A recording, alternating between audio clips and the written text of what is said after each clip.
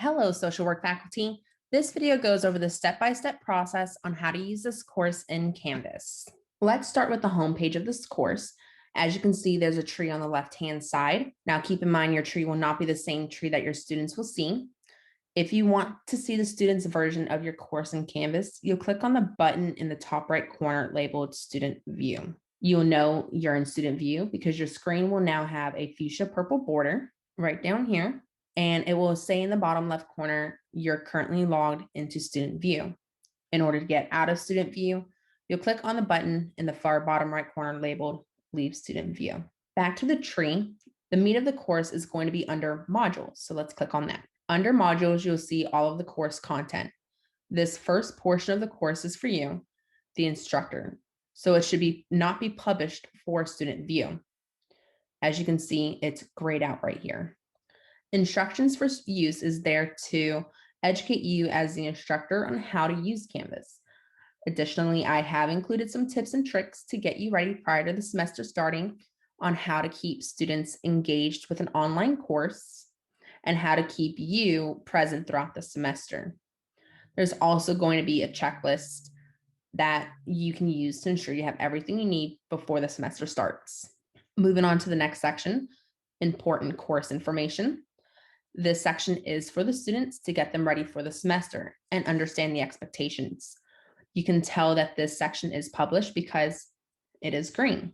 And if for any reason you decide to unpublish a certain part of the course, you can simply click on that green check mark and it will become gray, as so. Most instructors only publish the course information as the weeks go by. So for example, when the semester starts, you may only want to publish the important course information, student resources, and chapter 1. This way you don't overwhelm the students the first week. However, you can also click on the 3 dots on the right-hand side and click edit. This allows you to predetermine what weeks each module gets published. It's similar to Facebook in the sense of writing the status now to publish it a week later or a month later. If you click on the box for lock until, you'll be able to insert the date that it will become published to the students to access that module or chapter at that specific time. For example, let's say we choose October 9, 2021. We'll input that date, hit the update module button, and you'll see here at the bottom right corner that this module will not become available until then. And it's still considered published, just not accessible. Now we can undo it and just unclick the box and hit update module. Now on the other side of this section, you'll see these 8 dots. These dots allow you to rearrange the information within that chapter or course content, or to rearrange the entire chapter in itself. If you go over here to the add button, you can add more segments to that chapter or course information by either adding an assignment, a quiz, a page, a discussion, etc.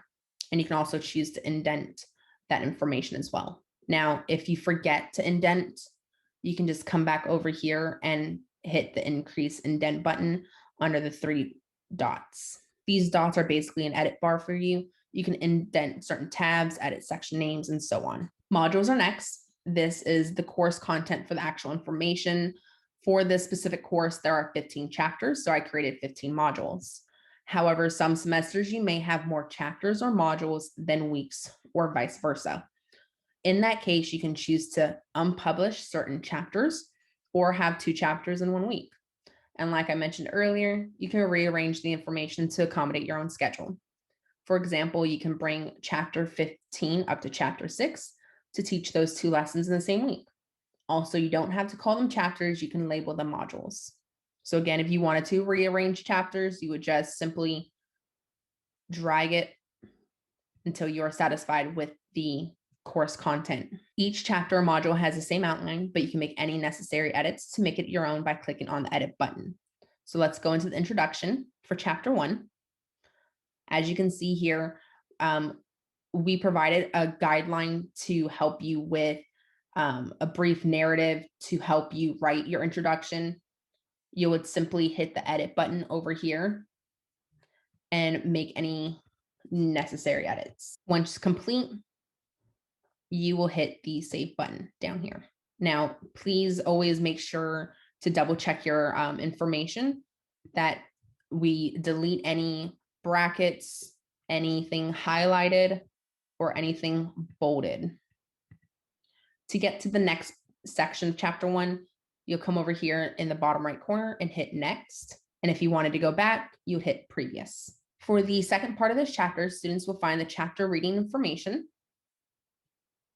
By clicking on this part, students will be able to download the chapter 1 PowerPoint.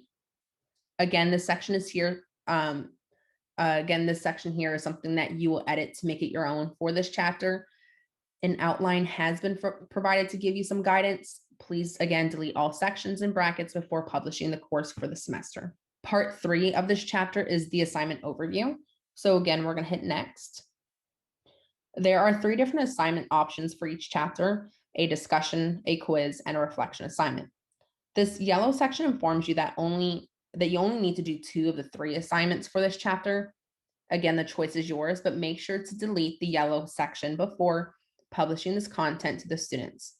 I have also included the links to the direct assignment page, but the students can also hit the next button to get to the assignment.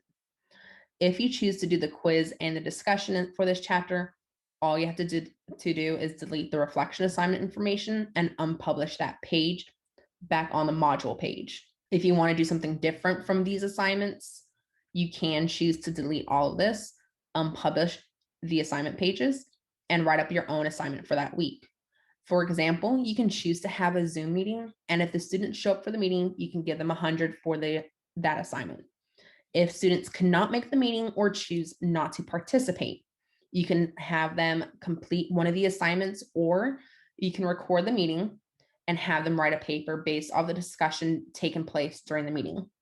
That's just an example of a different weekly assignment. Next page leads you to the discussion. Again, you will delete the highlighted information and choose one of the 3 potential discussion posts. This is the first one, the second one, and the third one. To do this, all you have to do is hit the edit button. In addition, you will need to make the following changes. You'll want to decide how many points possible for this discussion.